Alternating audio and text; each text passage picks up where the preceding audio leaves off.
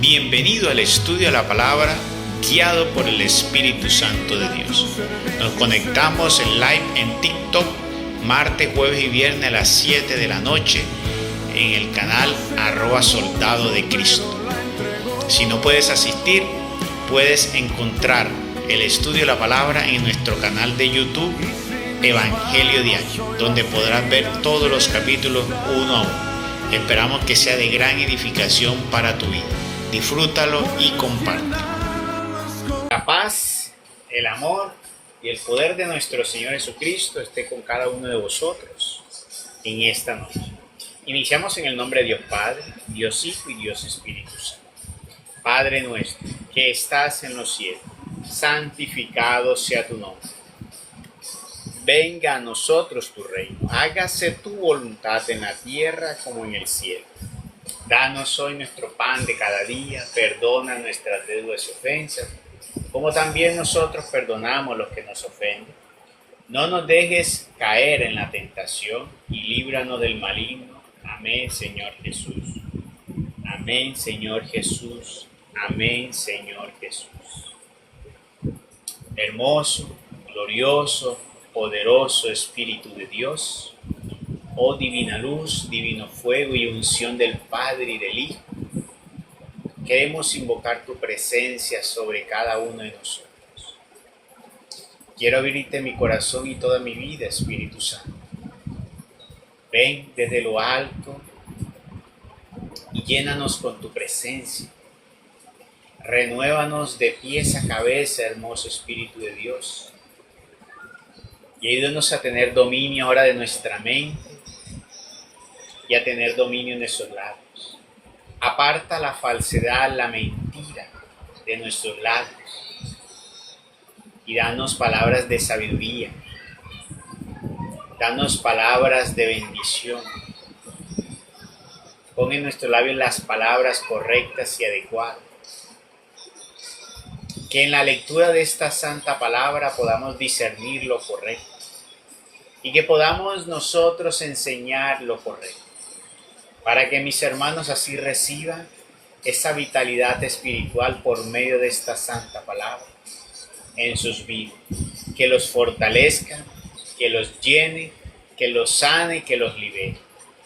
Te pedimos, Espíritu Santo, que seas tú ahora enseñándonos y dándonos a comprender y a entender del misterio de las obras, de aquello que nuestros antiguos antepasados hicieron y que Dios nos ha querido mostrar para que aprendamos, para que crezcamos, pero también para que lo conozcamos sobre todo a Él, de su obra maravillosa y grandiosa. Por eso, hermoso Espíritu de Dios, en el nombre poderoso de Jesús de Nazaret te pedimos, úngenos, llénanos, purifícanos, sánanos y domínanos ahora la mente y el corazón, para que así podamos nosotros agradar a Dios.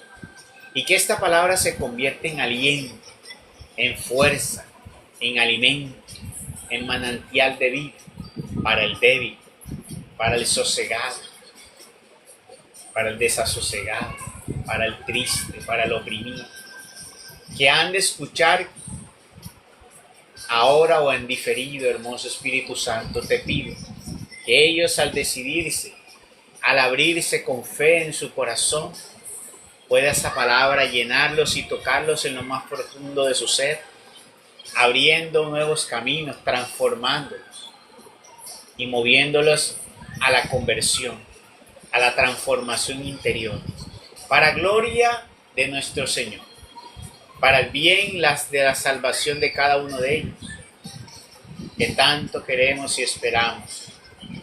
Bendito Espíritu de Dios.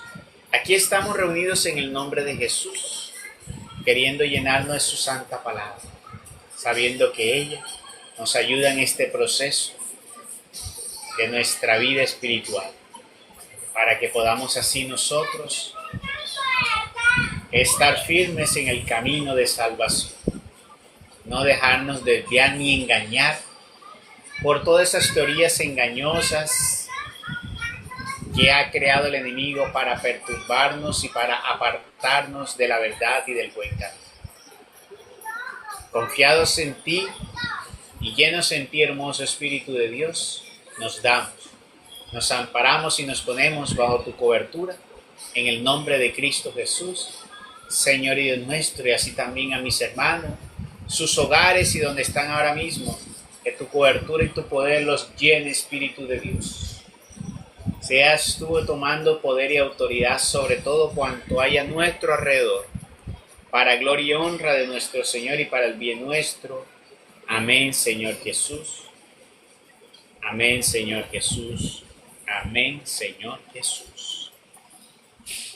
Bueno, muy bien, mis queridos hermanos, vamos siguiendo en este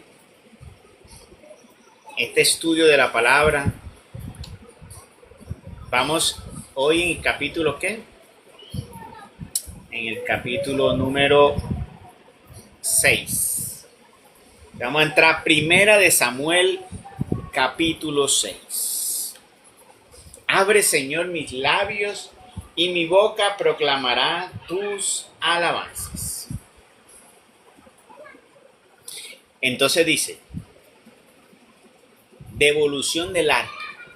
Recordemos que el arca, para resumir el capítulo anterior, el arca había sido, cayó en manos de los filisteos. ¿Por qué? Porque el pueblo de Israel, pues el sacerdote Elí con sus hijos en cabeza habían hecho cosas desagradables ante Dios y el pueblo de Israel también se estaba apartando de Dios.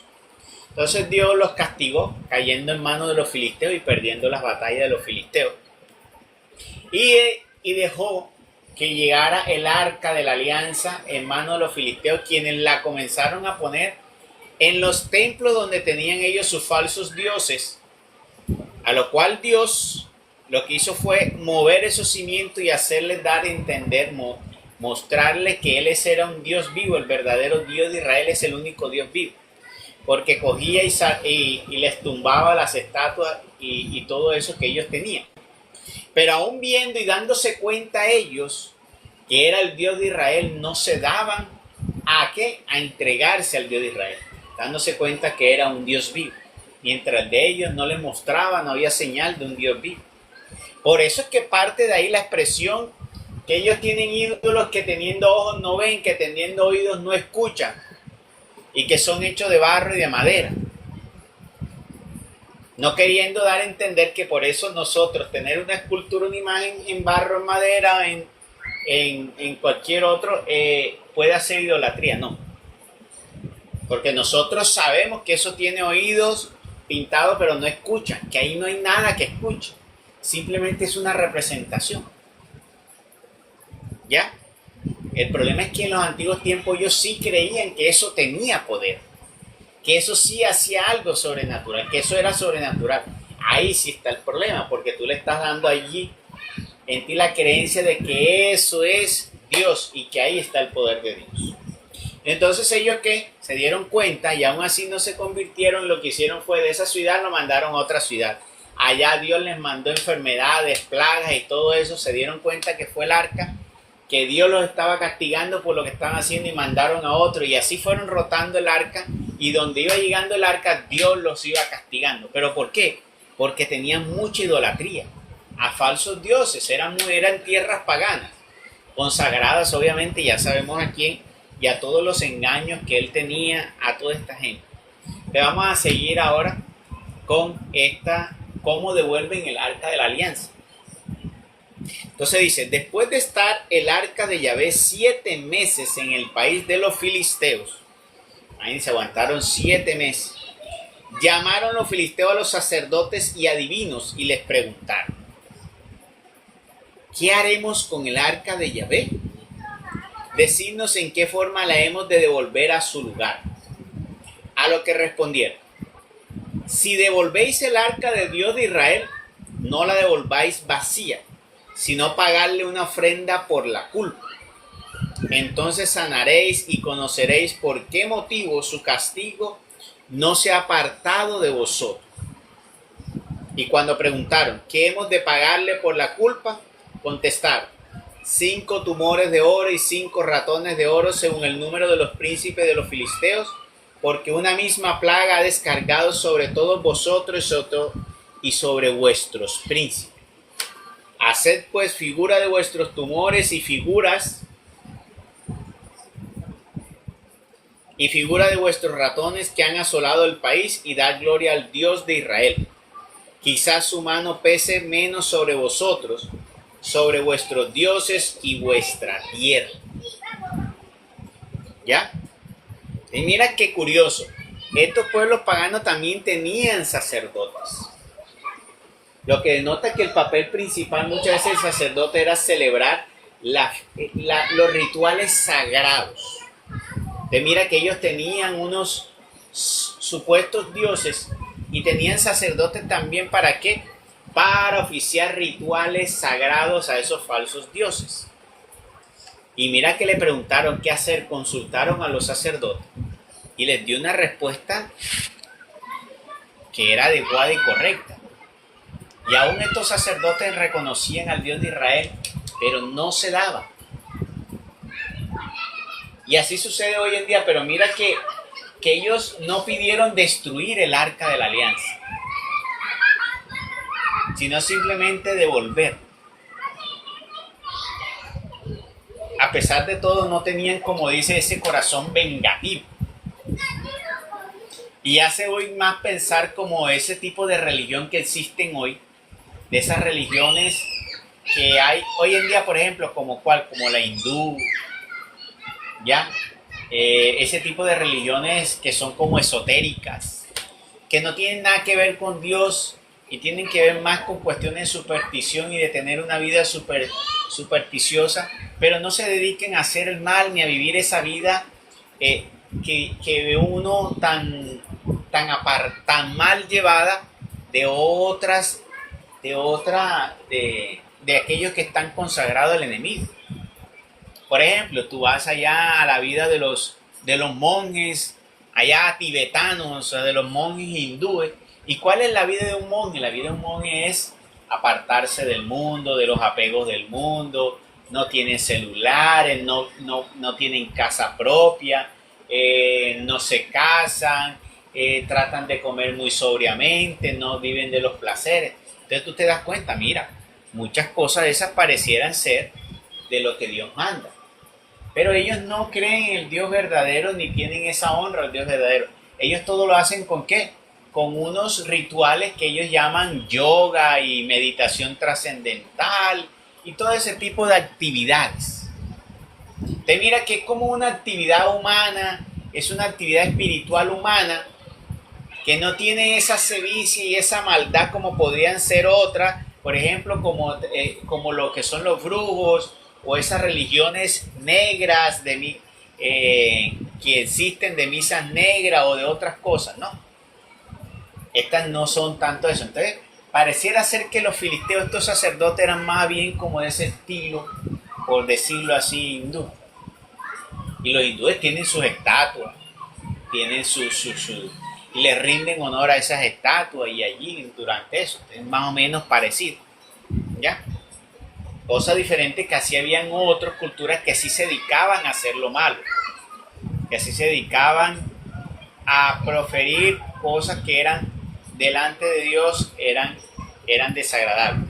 Aquí, ¿por qué era lo desagradable de ellos? Porque no estaban reconociendo al Dios de Israel, viendo que el Dios de Israel les estaba mostrando su grandeza y ellos decidían mejor quedarse con sus dioses vanos. Entonces seguimos y dice en el versículo 6, ¿por qué queréis, diciéndole los sacerdotes a lo que estaban pidiendo qué hacer con el arca de la alianza? Dice, ¿por qué queréis endurecer vuestro corazón como endurecieron el suyo los egipcios y el faraón? Recordándole la historia del faraón, lo que le sucedió cuando no quiso dejar salir al pueblo de Israel. Le estaba recordando ello. Mira que se volvió famoso el Dios de Israel a causa de ello. No los castigó él tan terriblemente que por fin soltaron a los israelitas y estos se fueron. Haced ahora un carro nuevo y tomando 2 vacas recién paridas, sobre las cuales nunca se haya puesto el yugo, uncid las vacas al carro y apartad de ellas sus terneros, encerrándolos en el establo. Tornad después el arca de Yahvé y colocadla sobre el carro. Al lado de ella, en un cofre, pondréis las joyas de oro que le pagaréis como ofrenda por la culpa. Existía en los antiguos tiempos, existía siempre ese estilo de vida donde las culpas, los errores que tú hacías, tenías que pagar. Se pagaba siempre materialmente, como dice, el pago de la reparación. ¿Sí? En esos tiempos existía mucho, se veía mucho eso, el pagar por la reparación, por la ofensa cometida, por el accidente cometido, por algo que se hacía a la persona, se trataba de pagar por ello. Entonces, por eso estaban tratando de llevar una ofrenda en acción de reparación por los daños causados. Hoy en día, gracias a Dios y a su santo sacrificio, esos pagos ya nosotros no tenemos que hacerlo. ¿Por qué? Porque Dios pagó ellos. Solo que tenemos que hacer nosotros, simplemente debemos hacerlo. Debemos reparar, debemos pedir perdón, debemos no volverlo a hacer y debemos hacer el bien ahora a aquellos que le habíamos hecho mal o que ofendimos o que maltratamos y demás. Ya no toca pagar una ofrenda. ¿Qué tenemos que nosotros pagarle a Dios? Simplemente es, Dios lo que espera es el cambio total. Nuestra ofrenda a Dios es el cambio de vida. La ofrenda a Dios es nuestra nueva forma de vivir. Esa es la ofrenda a Dios y es lo que Dios espera. Un corazón contrito y humillado, un corazón obediente. Ese es el pago a Dios. Entonces dice, pagaréis como ofrenda por la culpa, luego dejadla que se vaya.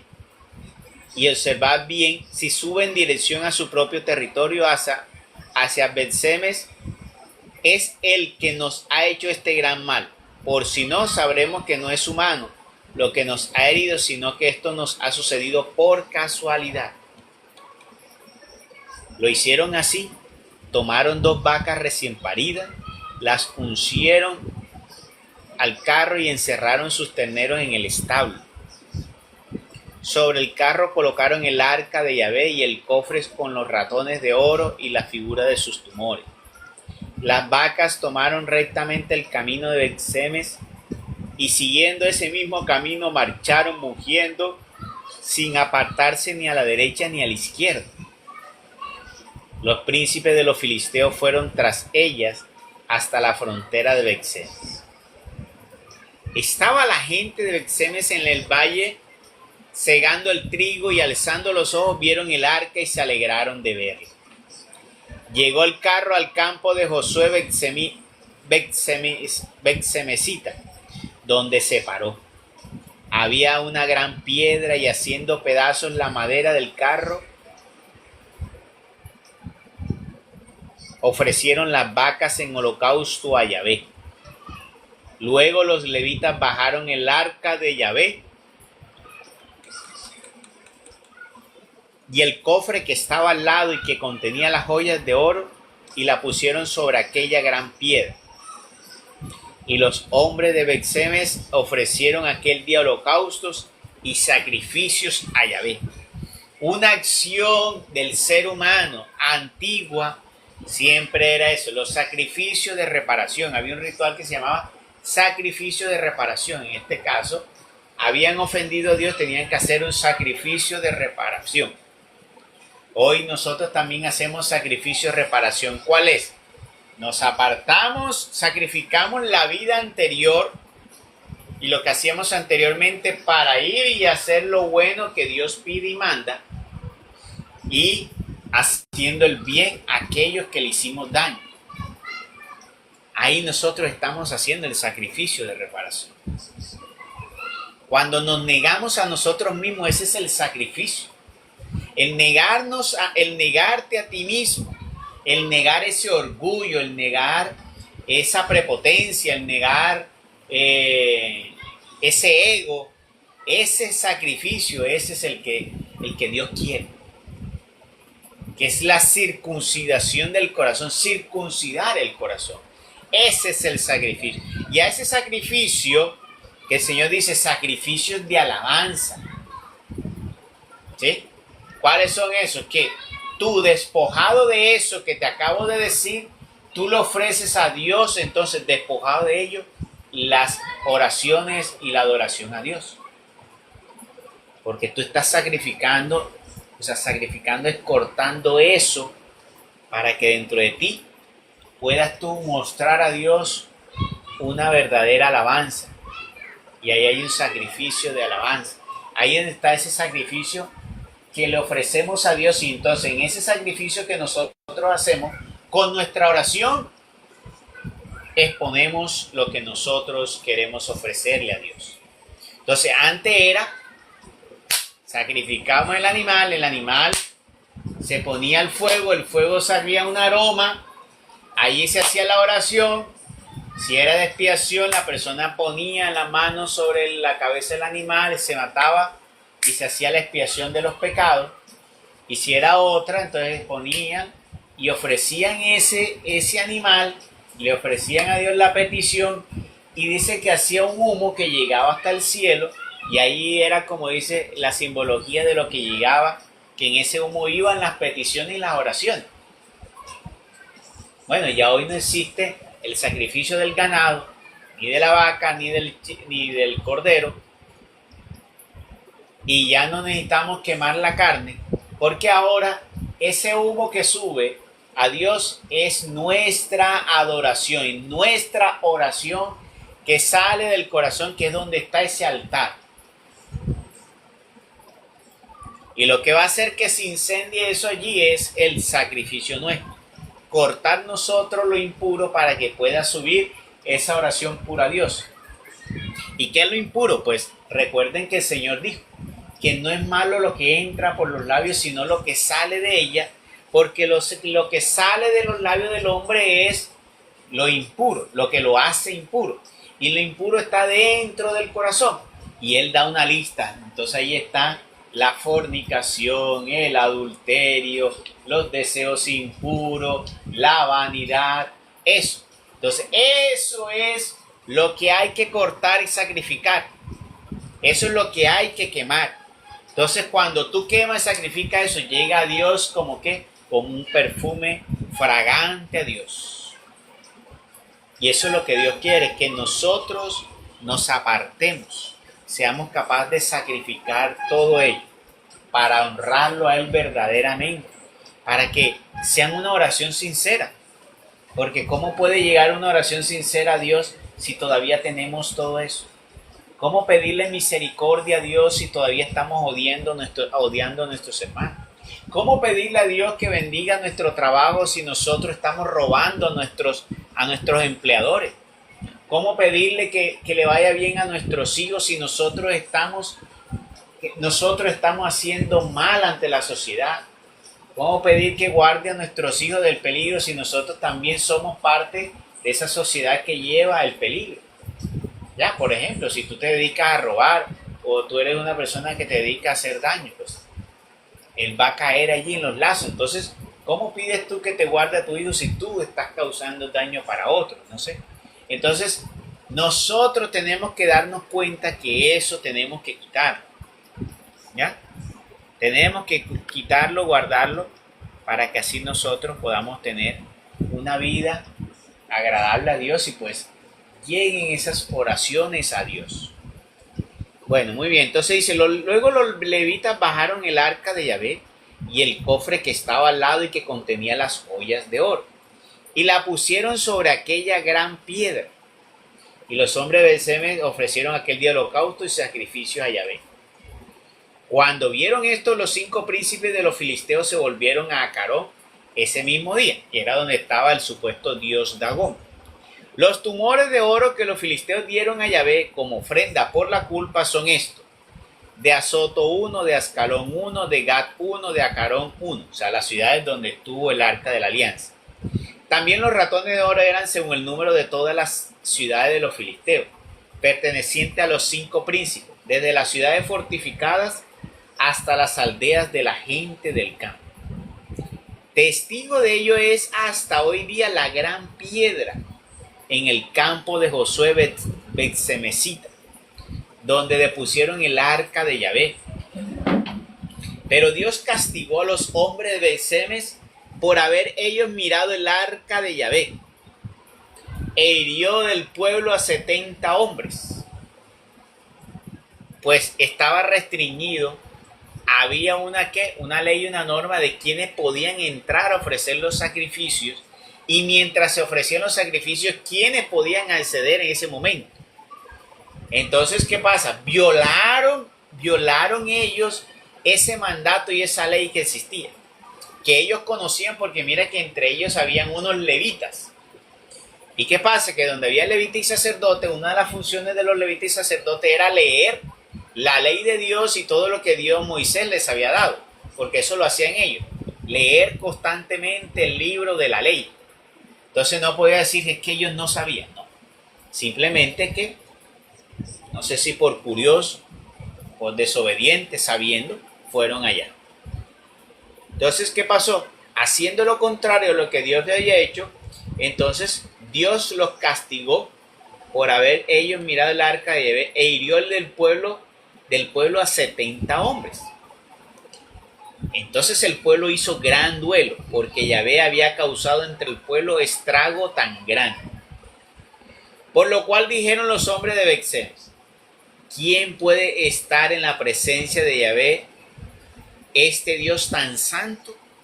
Entonces se dieron cuenta, reflexionaron y se dieron cuenta que no todos pueden entrar en esa presencia sagrada y gloriosa, que Dios tiene determinado para cada quien una función, y eso es muy importante saberla respetar, que es lo que hoy, el gran problema que tienen hoy los pastores, el gran problema que tienen muchos de esos predicadores hoy, que se han atribuido unas autoridades que Dios no les dio.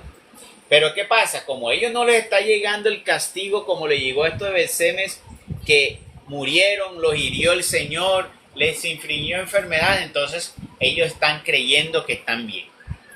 ¿Sí? Como están rozagantes, creen que están bien. No, simplemente Dios tiene un tiempo y tiene la misericordia para ver si de pronto despierta y se dan cuenta.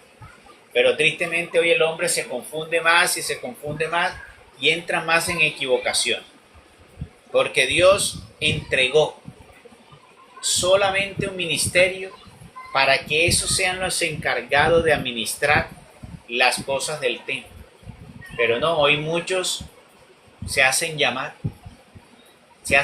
ministros y están tomando su autoridad de ministro.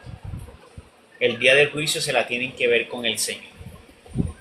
Por eso no es cualquiera que me puede bautizar. Por eso no es cualquiera el que me puede casar. Por eso no es cualquiera el que me puede dar el cuerpo y la sangre de Cristo. Que muchos ahora, creyendo que cogiendo una copita de vino y un pancito cualquiera y levantemos las manos. No, Señor, eso no es así. Y eso no es ningún símbolo, eso es real. Porque la palabra de Dios en Juan 6 lo dice claro. Cuando Jesús dijo: quien coma mi carne y beba mi sangre, tiene vida eterna. Explíqueme usted a qué carne se ofrecía él. Está ofreciendo de su carne, de su propia carne. ¿Y cómo era posible? Dime tú, si él lo puso como una sentencia para poder nosotros heredar el reino de los cielos, ¿cómo te ibas a poder tú comer la carne de él? Que fue la pregunta que se hicieron. ¿Por qué se fue la mayoría de la gente? Porque dijeron: y este está loco, ¿cómo no vamos a poder comer la carne de él y la sangre? Tanto que quedaron solo los apóstoles. Y los apóstoles se quedaron como pensativos y como dudando. Dice: ¿cómo va a suceder esto? Pero ellos, por temor al Señor, tanto que el Señor le dijo: ¿y ustedes también están dudando? Si están dudando, pueden coger camino. Ese fue un discurso donde lo comenzaron a decir que era un loco.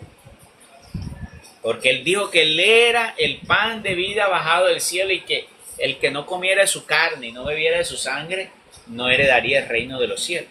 Y por eso nosotros creemos que esa palabra es una sentencia.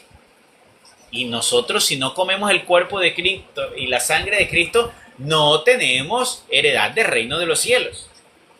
Entonces la humanidad debería preguntar si cómo consumo yo el cuerpo y la sangre de Cristo. Pues hablo para el que se quiere heredar el reino de los cielos. Debería preguntarse cómo hago. Entonces ahí es donde uno tiene que darse cuenta que el Señor en la última cena dice: tomad y comed todo de él, porque este es mi cuerpo.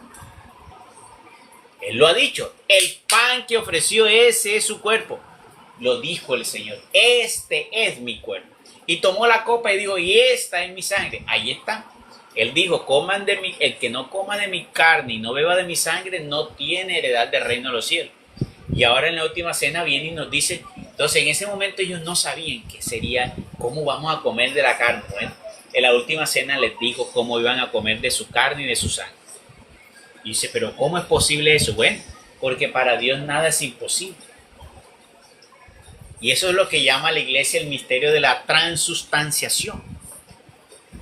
Cómo ese cuerpo, cómo ese pan y ese vino se convierte en el cuerpo y la sangre de Cristo. Un misterio para el hombre que nunca vamos a poder comprender, pero real. Y allí, al consumir yo de ese pan consagrado, recibo el cuerpo y la sangre de Cristo. Dirán los protestantes: pero en mi iglesia también hacemos eso. Tomamos un vinito y tomamos un pancito. No, pero es que eso no lo puede hacer todo el mundo. Y ahí está. ¿Por qué castigaron a Israel? Porque querían hacer aquellas cosas que no les correspondía hacer. Bueno, estos pastores y estas personas que se han atribuido eso también van a recibir, pero no ahora, el día del juicio. Porque eso es algo, solo tienen la autoridad para hacer eso los sacerdotes. Entonces ellos podrían orar por alguien, pero no tienen la autoridad para casar, no tienen la autoridad para bautizar, no tienen la autoridad para consagrar el cuerpo y la sangre de Cristo. Entonces por eso nosotros no debemos participar de eso, de esas parafernalias que han creado los protestantes queriendo imitar todo. Contratan piscinas para bautizar, hacen ahora matrimonio y quieren consagrar el cuerpo y la sangre de Cristo. Solo lo puede y tiene la autoridad los sacerdotes. No reciban eso de ninguna otra persona. Además que son sacramentos de salvación. Si no te bautizas, no entras al reino de los cielos. Si no comes el cuerpo y la sangre de Cristo, no entras al reino de los cielos. Si no te casas, no entras al reino de los cielos, a menos que te quedes soltero y en puritanidad para Dios. Porque tú te quedas soltero, pero viviendo en fornicación por ahí con uno y el otro, te condenas, porque la fornicación aparta del reino de los cielos. Eso está dentro de los 10 mandamientos. Y quien rompe los mandamientos, pues no. Quien vivió, porque la palabra dice: quien vivió en fornicación no entra al reino de los cielos. Entonces, son sacramentos de vida. O sea, si yo me voy a decir: que voy a formar una familia y me voy a vivir en unión libre y ya vivimos organizados, no estás, ahí estás en pecado. Tienes que recibir la bendición sacerdotal para que puedas estar en gracia con Dios. Entonces es muy importante saber todo ello. Dios tiene las cosas en orden y ante Dios las cosas deben ser en orden. Y nosotros no podemos alterar el orden simplemente porque yo quiero. Porque es que a mí me gustaría hacer eso. Si Dios no te dio la autoridad, no te pongas a hacer lo que Dios no te dio la autoridad. Si Dios no te puso ahí, no te pongas a hacer lo que Dios no te puso a hacer ahí. Como dice: zapatero a tu zapato. Zapatero a tu zapato. Y tampoco es envidiar lo que hace nuestro hermano, ¿no? Dios no te llamó para eso. Te llamó para otras cosas que también son grandiosas. Porque lo importante no es qué hace el uno y el otro. Lo importante es que todos podamos heredar el reino de los cielos, que es lo que Dios quiere. Que todos indistintamente, en cada uno desde su estilo de vida, de su función y de lo que hace y lo que los ha llamado, todos podamos heredar el reino de los cielos. Porque siendo sacerdotes no es la única forma de heredar el reino de los cielos. Predicando no es la única forma de heredar el reino de los cielos. Las personas creen que tengo que predicar para heredar el reino de los cielos. No. Una verdadera ama de casa que sirve a su esposo, consagrado a la vida en el hogar, honrando a Dios, adorando a Dios, sirviendo a sus hijos, dando buen ejemplo, se gana el cielo. Así también hombre dedicado a su vida en el hogar, tal vez nunca predicaron, pero dieron buen ejemplo, consagrados a Dios en oración con Dios, guardando ese santo sacramento del matrimonio, recibiendo la comunión de Cristo y pues tratando de ser honrado y todo eso. Es un hombre que sin tener que predicar y orarle a otros puede heredar el reino de los cielos. Entonces, todos de alguna manera, todos indistintamente hemos sido llamados a heredar el reino de los cielos. Tenemos que apercibirnos y estar dispuestos para ello. Entonces dice, hirió el pueblo a 70 hombres, entonces les causó estrago. Por lo cual dijeron los hombres de Beth-Semes, ¿quién puede estar en la presencia de Yahvé, este Dios tan santo?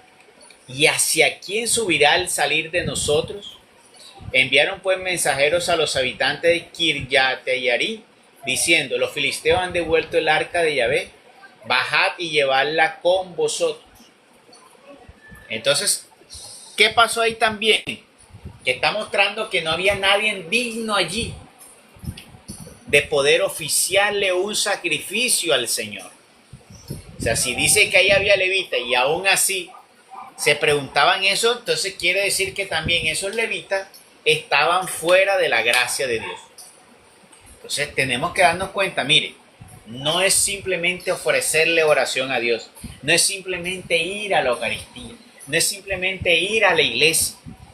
Aquí nos está mostrando el Señor que el Señor sí tiene en cuenta cómo le ofrecemos nosotros los sacrificios, cómo le ofrecemos nosotros las ofrendas. Hay personas que van felices porque llevan unas ofrendas grandes, llevan billetes grandes, billetes gruesos. No, Dios no está mirando que el monto de eso.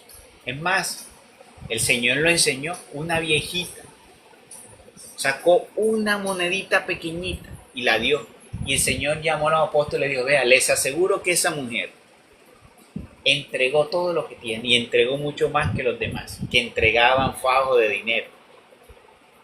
Porque Dios no está pendiente a lo que tú das materialmente. Y ahí se cumple cuando el Señor dijo, dale al César lo que es del César y a Dios lo que es de Dios. Y de Dios no es nada material.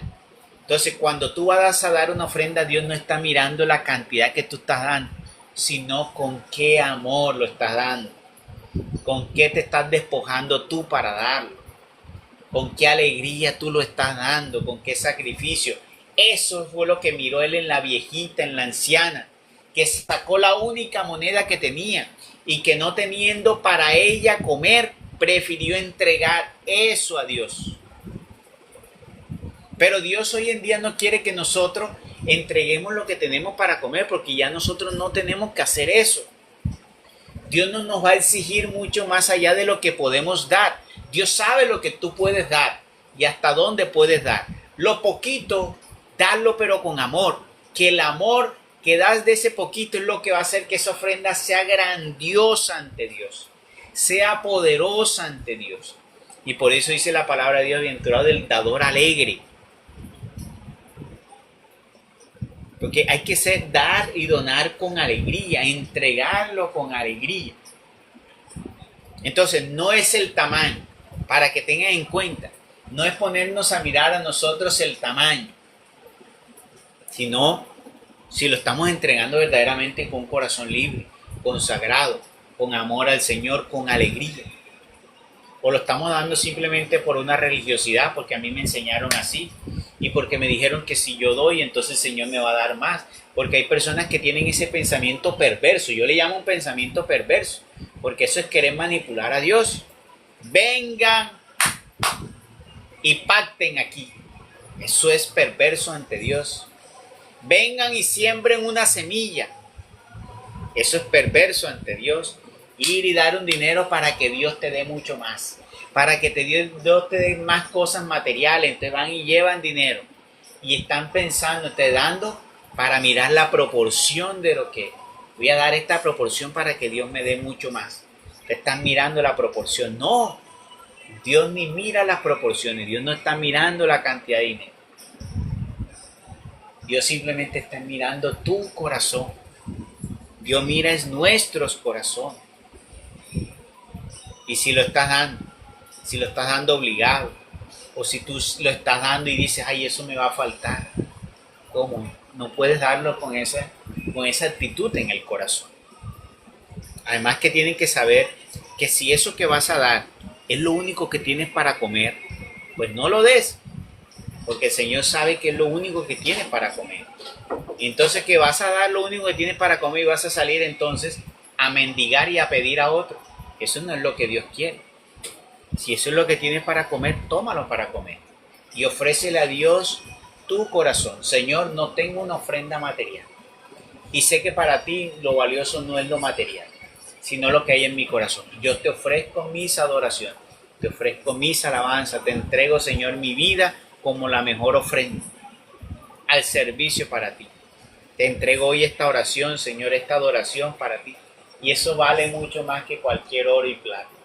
Eso es fabuloso ante los ojos de Dios. Entonces no se acostumbre, porque hoy los hombres de la tierra les predican, nos están predicando que para que nosotros podamos sentir que la bendición de Dios va a llegar, tenemos nosotros que dar cosas materiales, dinero sobre todo.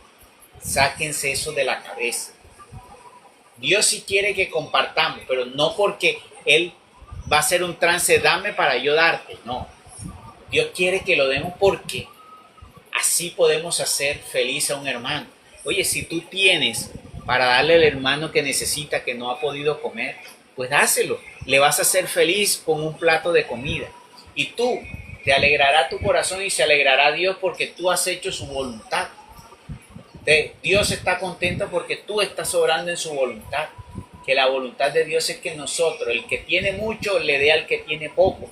Para el que tiene mucho no le sobre tanto y el que tiene poco no le falte. Esa es la finalidad de los diezmos y la ofrenda, ese pensamiento. Que no existan necesidades en el pueblo de Dios. Esa es la finalidad. Y no lo que están haciendo hoy, que lo están acumulando en una sola parte.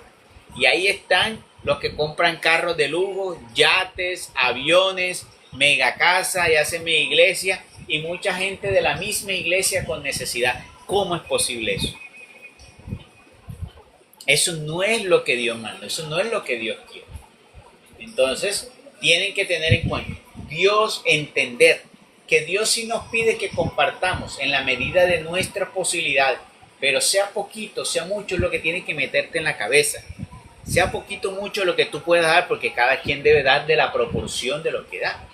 Si tú recibes mucho, pues estarás dando un poco más de aquel que recibe poco. ¿Ya?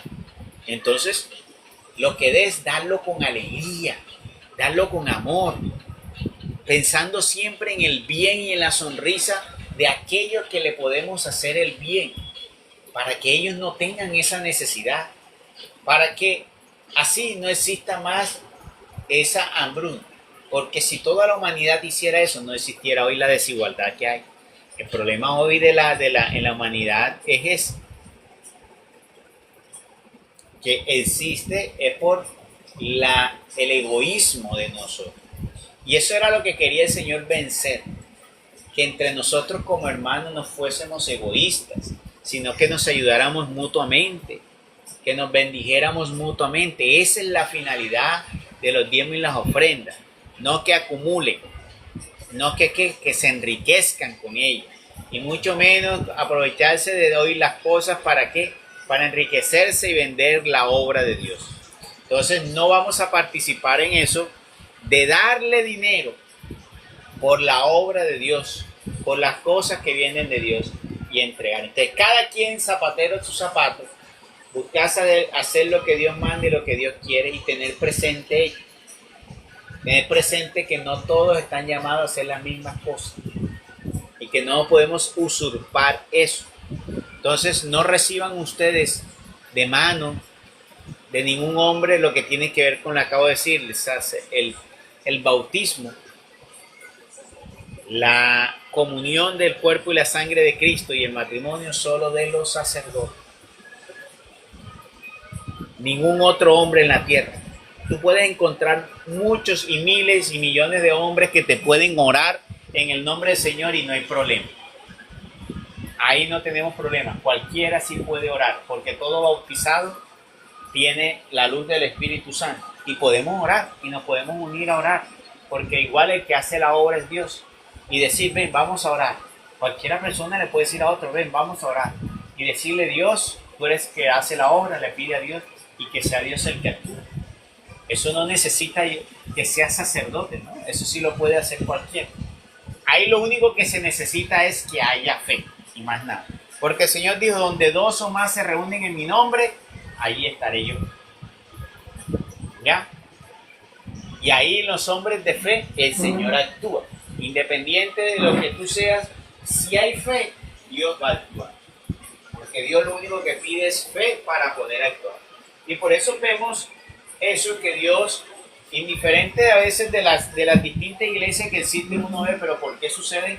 Si hay tantas equivocaciones en la iglesia, ¿por qué sucede? Bueno, porque Dios en su infinita bondad y misericordia, buscando que el hombre tenga, igual que los filisteos, tengan, pero estamos igual que los filisteos, porque Dios, a pesar de mostrarle su gran misericordia y poder a los hombres, aún así están ciegos y no logran volverse y buscar la unidad, porque cada vez hay más división y más división y más división, y cada quien jalando por su lado. No, Dios actúa en la fe de cada quien, y en esa fe, indistintamente de lo que tú, de la iglesia que pertenezca, actúa. Pero a la hora de la verdad, el día del juicio, Dios sí va a mirar dónde estamos. Porque de dónde recibiste tú el bautismo, eso sí no lo te va a decir, no, yo lo recibí. No, yo nunca le he dado la autoridad a esas personas para bautizar. Entonces, eso sí va a ser diferente. Y ahí vendrán las grandes ayayay de las personas en el cielo, de aquellos que recibieron de aquellos que no debían recibir. Entonces, Dios actúa para que nos demos cuenta. Lo que pasa es que nos falta discernir a la luz de Dios, no mirar con las enseñanzas de los hombres. Porque lo que sucede es que hay hombres que engañan a otros hombres. ¿Para qué? Para crear su propio grupo. Yo recuerdo una vez una historia real, les voy a contar una historia real una vez, hace mucho tiempo. Había un hombre que se dio cuenta que estaba en el momento creciente de que era el tiempo que comenzó a aparecer los pentecostales y esos cultos donde se había mucha gente. Y este hombre se dio cuenta que eso llenaba y que esos pastores tenían un estilo que hacía que la gente se movía. Entonces él estudió y se dio cuenta, bueno, es la forma en que les dice las cosas que los exalta. Tú veías esas predicaciones de los pentecostales en ese momento que saltaban de alegría y cuando predicaban decían amén y se levantaban y todo eso. Bueno, ella decía, bueno, ellos no conocen a ese hombre, pero aún así están creyendo. Entonces este hombre, estoy contando una historia real, de la vida real. Este hombre vino y cogió y se metió a pastor. Ya, se metió a pastor y fundó su propia iglesia. No voy a contar cómo llegó a ser pastor y fundar esa iglesia. Tal que se dio a la tarea de hacer eso y llegó. Y el hombre tenía un carisma. Era el carisma de la predicación. Entonces él cogía las predicaciones de otros, las estructuraba, las estudiaba y él componía sus propias predicaciones. Y él llegaba y él sabía que tenía que gritar. Él sabía que el truco era en hacerlos levantar, en lo que les decía, cómo les componía. Y ese hombre comenzó a crecer y eso comenzó a coger mucho dinero. Pero usted sabe que lo que no está en la luz hay un momento que llega claro, pero el hombre como no tenía verdaderamente... entonces, lo más curioso es que el hombre, para engañar a la gente, venía entonces contrataba a paralíticos falsos para que se levantaran cuando él orara. Entonces así mucha gente... Él contrató a mucha gente supuestamente enferma, o sea, no estaban enfermos. ¿Para qué? Para que la gente creyera. Bueno, y así iban personas enfermas y le decían, y él les ponía el oraba y todo el mundo va, alabanza y gloria a Dios, y eso, mejor dicho, todo este hombre ungido y esa iglesia atiborrada y llena, mejor dicho, este hombre creciendo, y ya el dinero que estaba recibiendo era tanto que ya no lo creía, y usted comenzó a tener su desenfreno y pues mujeres, alcohol y todo eso, pero que no lo viene. Pero él estaba recibiendo mucho dinero. Un día fue al culto y resulta que vino y le oró a un hombre. Y él dijo que se levante y resulta que hubo un hombre, él predicó ese día, predicó la palabra de Dios y predicó levantar paralítico y él dijo lo que crean y se levante y se ha levantado un hombre, un paralítico, que no era de los que él había contratado, que él quedó estupefacto. Él ese día terminó el culto y no lo podía creer, o sea, él no sabía qué había pasado ahí. Esa persona no la había contratado, él buscó y preguntó, y no, él no la había contratado, y él es una persona que él no había contratado, él no lo había buscado, y se ha levantado. O sea, ¿qué pasó? Mira que a pesar de toda la desviación que él tenía, vino Dios y le mostró que sí era un Dios vivo. Le mostró allí que era un Dios poderoso. Y que ese hombre no necesitaba ver si él era santo o no. Él creyó en las palabras que ese hombre le estaba diciendo, creyó en la sanación del paralítico que él estaba leyendo de la palabra de Dios y se levantó. Eso es lo que sucede hoy en día, porque por la fe tuya suceden cosas maravillosas. Te puede estar predicando el mismo diablo para quitarte tu dinero y todo, pero tú creíste en la palabra que te leyó de la Biblia, porque eso estaba en la Biblia y te predicó, y tú creíste en ese mensaje. Obró Dios porque te está orando en tu fe. Eso es lo que sucede. Entonces, por eso es que tú ves en un lado, en una iglesia, en otra, porque las personas que llegan por primera vez, pues en busca de algo se llenan de fe. Pero eso no quiere decir que ahí donde llegaste realmente es la iglesia que fundó Cristo, es la verdadera iglesia, o que realmente esas personas son ministros de Dios, ¿no? Y tal vez le puede estar sucediendo igual que este pastor falso. ¿Ya? Dios está dejando que actúen, pero de alguna forma Dios les hace saber que Él es verdadero y que no se pueden burlar de Él. Después con el tiempo, obviamente, mira que Dios le da un tiempo. Le demostró eso para ver si el hombre se arrepentía y se volvía a Dios ya viendo una obra grandiosa. Pero el hombre que al final no hizo, al final lo descubrieron, después se lo quitaron, lo metieron hasta la cárcel, creo que fue todo eso. Entonces mira, así también hay tantas historias. Tú la buscas en internet, también hay de uno por allá, por Japón, no me acuerdo dónde es. Hay historias de esos hombres así. Mira que muchas personas creyeron en esos hombres, en el mensaje que ellos le daban de Dios. Y ellos cuentan la transformación de su vida. ¿Por qué? Porque ellos le hablan de Dios, de lo que está en la palabra de Dios, y ellos creen en eso. Por eso cuando personas dicen, pero ¿cómo voy a yo a ser católico si esos sacerdotes hacen? Es que tú no tienes que creer en el hombre. Tú no tienes que creer en el sacerdote, tú tienes que creer en el mensaje que da el sacerdote. Cuando él habla de la palabra de Dios, tú tienes que creer en esas palabras que él te está leyendo, que son de la palabra de Dios. Y eso es lo que tú tienes que creer. Tú no tienes que creer en él como hombre. Tienes que creer en lo que él te predica que viene de Dios. Y dejarle a Dios el juicio. Y así dejaríamos la división que hay en el mundo entero de la iglesia. Pero no. Que se dedicaron a hacer los pastores, a fundar iglesia y a juzgar al sacerdocio. ¿Y quién les dio a ellos la autoridad para juzgar el sacerdocio? Nadie ha recibido la autoridad de juzgar a nadie. Entonces eso es algo delicado para que tengamos en cuenta.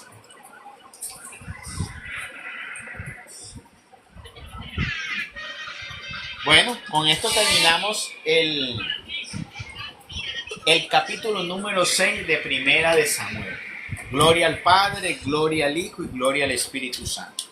Como era en un principio, ahora y siempre, por los siglos de los siglos. Amén.